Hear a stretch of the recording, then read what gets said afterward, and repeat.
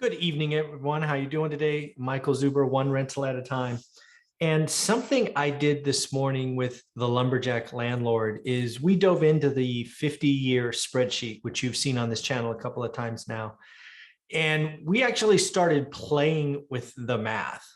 And what I wanted to do here is I just wanted to highlight how easy it would be for housing to triple in price.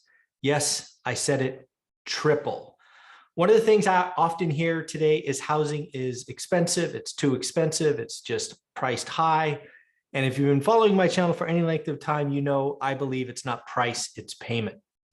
And payment is a combination of interest rate and price. And then affordability is a combination of those two things plus income. So what I want to do now is pull up the spreadsheet. We're actually going to look at July 21st data together. And then we are going to start manipulating variables, and we are going to see if we can get housing to triple and still be affordable.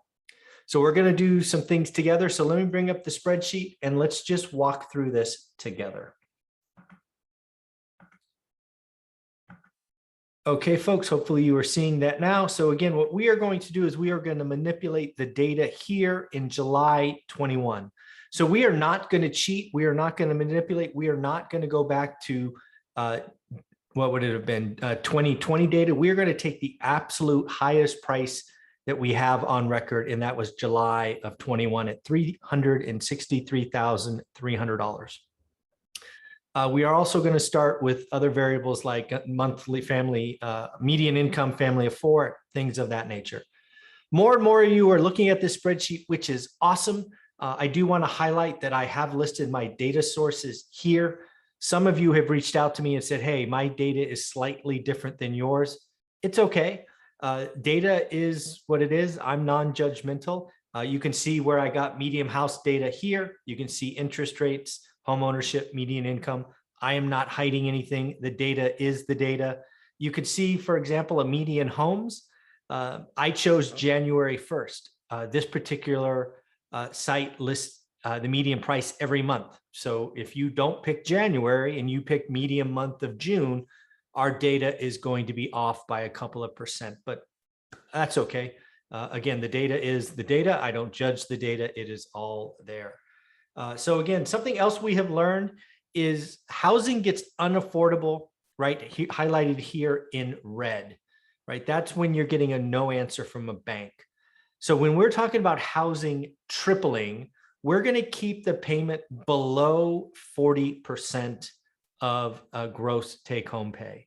So that's where we're going to call it unaffordable. So let's go in and see what would happen. Again, I'm not calling for housing to triple. I'm not calling housing to triple. I'm just saying, if you understand the math, you can quickly go in and see how housing could triple. Okay, so what we're going to do here now is we're going to start adding some variables so you and I can walk through this together. We are going to make this, so this is just going to be a 1 for now. This is actually going to be a ratio. So this is 363,300 times this. Okay, so this is now a factor that we are going to change. I will make that. How do we make that green? Okay. Another thing we're going to do is we're going to change this. We're going to change this variable. I'm just highlighting the variables that we are going to change together. The other thing that we are going to change is median income. We are also going to make this a factor. So hold on, equals 1. And this is going to be equals 79,900 times this. Okay.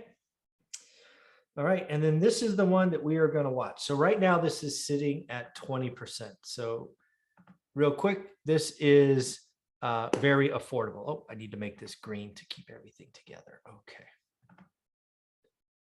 Okay. And actually, you know what? We are also going to change. Where's the payment? Oh, we're also going to change this. So, okay, so when you're looking at a payment and you're talking about housing triple, there are really 3 things that you need to think about, okay?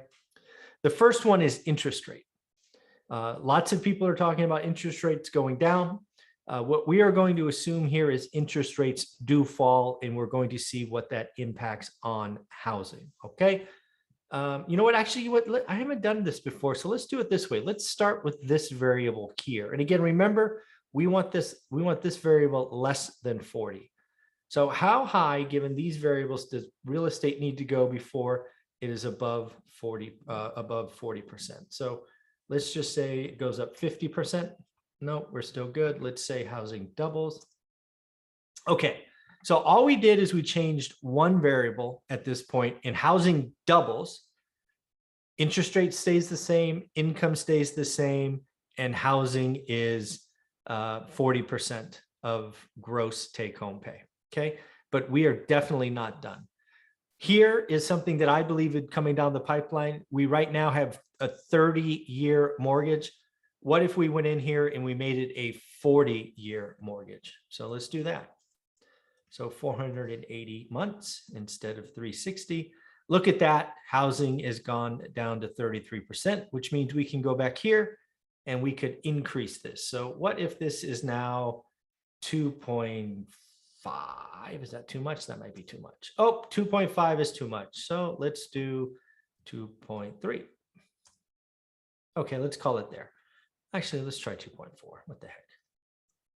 Okay, 2.4. So real estate went up 140%, and we went from a 30-year to a 40-year mortgage. Okay, now what happens if interest rates go down? What happens if interest rates go down to 1.5%? Look at that. Housing went down there. So now what happens? This is crazy time. I don't know. Could it do three times now? Oh, just barely. Right. So let's go 2.9. Okay, so again, it went up 190%. It's over $1 million now. All we've done is lower interest rate. We've gone from a 30-year to a 40-year mortgage. And I think that's all we did, right? Yep, that's all we did. So now here's the rub, though. If we were in an environment where housing was inflating at this amazing rate, don't you think that incomes would go up as well? Right now, the average income here for a family of 4 is nearly 80 grand. Let's say, just for argument's sake, that all income did was go up 50%, right? Housing's going up 200%, 300%, but family income only went up 50%. So that's 1.5. Okay, now the average family makes 120 grand a year. Again, that's mom and dad making 60 grand a year, for example. Not absurd, not crazy. Again, remember, this is probably years in the future, inflation, all of those great things. But again, just showing you that housing could still be affordable out there. And again, we were just doing math here. So again, what would it take, assuming incomes went up 50%, 40-year mortgage, 1.5% interest? This is going to be absurd. This is going to be absurd. Oh, wow. It's 29%. Oh, Jesus. Could it really be 4? Oh, my God. Could it be more than 4? Oh, my goodness. This is crazy. So again, housing could be $1.5 million. I'm not calling for that. This is just math. Median price goes to 1.5 million, 40-year mortgages, 1.5% interest, and the average income only goes up 50%. Folks, I'm doing this math for you because, again, a lot of people think the high price is a problem. Price is, it's just a number. Most people, meaning 90% plus, buy on payment. Payment is a combination of income, interest rate, length of term, right? We went from 30 to 40 years. And of course, what is the interest rate you're paying? So you could see here that housing could go up more than 4 times and still be affordable. Again, affordability here was below 40% of gross take-home pay. How is that for craziness, huh? So again, let me know what you think. This is just math. It is pretty amazing. I'm going to post this video now. And again, Let me know what you think. Again, it's just math. I'm not calling for it. I'm not saying housing is going up. I'm just saying, if you look at the math, housing could go up a lot further and still be affordable. Take care. Let me know what you think. Leave comments below. Bye.